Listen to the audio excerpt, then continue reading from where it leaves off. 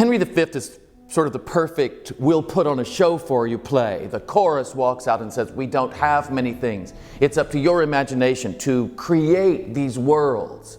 So what we wanted to do was have a pretty stark area, as clear a shot into that Glen as we could, and have things on the stage, for the most part, left over from the other plays, things that people will recognize, a wheelchair, a sign that was on the wall, these things that are there, and then with simple chairs, tables, boxes, ammo boxes, war things, pull them out to make this world. We started with Henry IV Part 1 in 2011. We did Henry IV Part 2 last season, and this season we're finishing up with Henry V.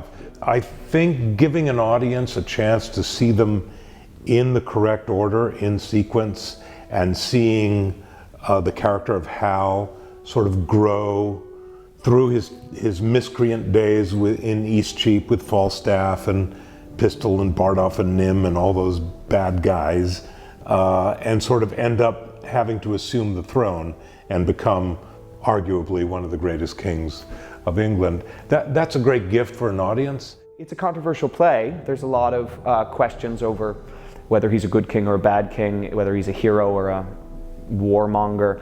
And I think a lot of those questions, while not resolved, get addressed more clearly when you're looking at the plays in the cycle, because you're witnessing the choices he has to make, and you witness this magnificent influence on him, the second father, which is Falstaff, and his very active choice to cut him off and to cut him out of his life, which is, I think, the most painful part of all three of the plays.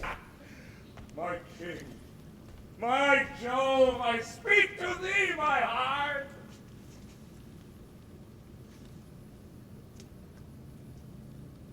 I know thee not, old man.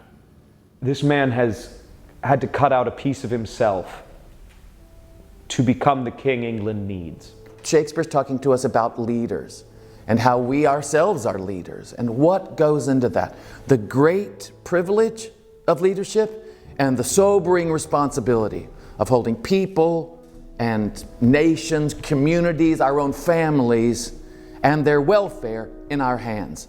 It was clear from the beginning of rehearsal, when we could all sit down at that first day of the rehearsal for Henry V and reference very specific things that happened in Henry IV Part 1 and Part 2 from our own experience, not from just having read it in a library, but from having inhabited it in 3 dimensions and breathed it.